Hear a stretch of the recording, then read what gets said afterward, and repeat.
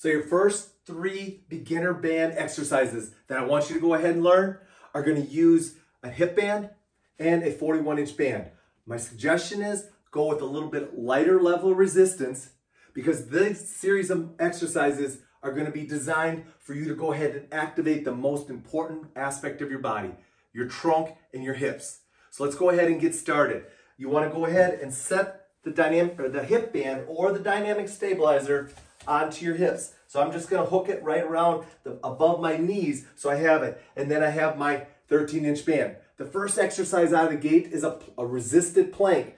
Now I want you to be a resisted plank so you learn how to turn on your trunk muscles. There's 2 ways you're going to set this up. You can go ahead and just put the band like this around your low back, hook your hands through the bands so your thumbs are free and the band is resting right on the palms of your hand where it's very comfortable.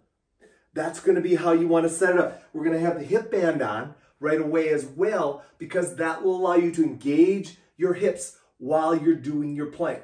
There's 2 levels of the plank that you can start with. You can go on down and do it on the floor, holding and tightening up like that. Or if that's too challenging for you, take yourself up to an elevated surface and hold your plank like this. Now, the other option is to take your 41-inch band, flip it over top, put the band and grasp it right by your hips. And now you can go ahead and only use a single part of the band, either on the chair or on the floor. So there you go, guys. That's how you're going to go ahead and do your plank. Let's get to exercise number 2. Exercise number 2 is going to be squats, but not just any old squats. It's going to be 13-inch band squats. So you're either going to need your hip band or your dynamic stabilizer applied above your knees. Why do I want it applied above your knees for your squats? So you learn how to go ahead and engage your glutes while you're doing your squat. Now that said, a small level band like you might have, you might want to go ahead and beef up a little bit. So you're going to see me go ahead and step into my green band, and I'm actually going to add my green band onto my yellow band so that I've got a little bit more resistance for my squats. Very simple. I'm going to go ahead and just apply it right there. Now with my squat, there's 2 ways you can do it. You can go without the chair and just reach in and make sure you're hitting nice depth and again, push out against the band as you go into your squat so that you drop down, hold, and come back up. Reaching with your arms will counterbalance your hips.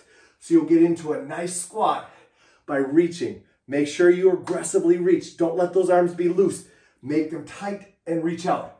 Now, if you're apprehensive to squatting or you need to limit your range, grab yourself a chair.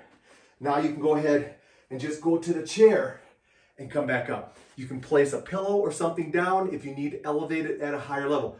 The key with this squat exercise and what I want you to focus on is making sure as you go into your squat, those knees stay compressed out a little bit, pushed out a little bit so you can engage your hips and also make sure you get a nice solid reach so that you go ahead and find that perfect squat position.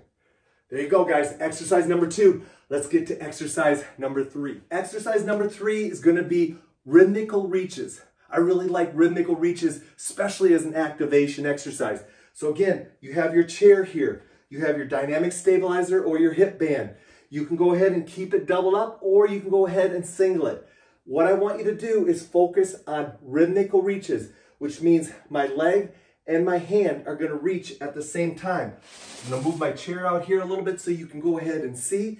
And I'm going to do my left hip first by reaching with my right hand and right leg.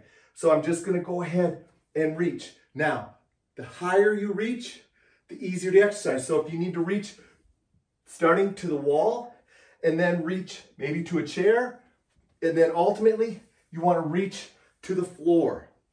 So that's the first way you can progress it. Make sure you alternate so that you also work the opposite side. So again, you might want to hit one side first, then the other. I like to go ahead and get you to the point where you can alternate sides and always be moving. That's going to simulate walking and it's going to activate things more aggressively. Lastly, make sure arm and leg are moving at the same time. We want you to start learning how to be rhythmical. So make sure you start incorporating that concept. Take your time, slow it down. Don't be in a hurry to go ahead and do it. And if you need to, like I said, you can hit a couple of reps on one side and then go to the other side. But again, the goal is, can you do it rhythmically? And can you do it to a low position? That's going to be the key. So there's your 3 exercises to go ahead and get into your workout. Put them into a sequence, and let's go ahead and knock out your first trunk core workout.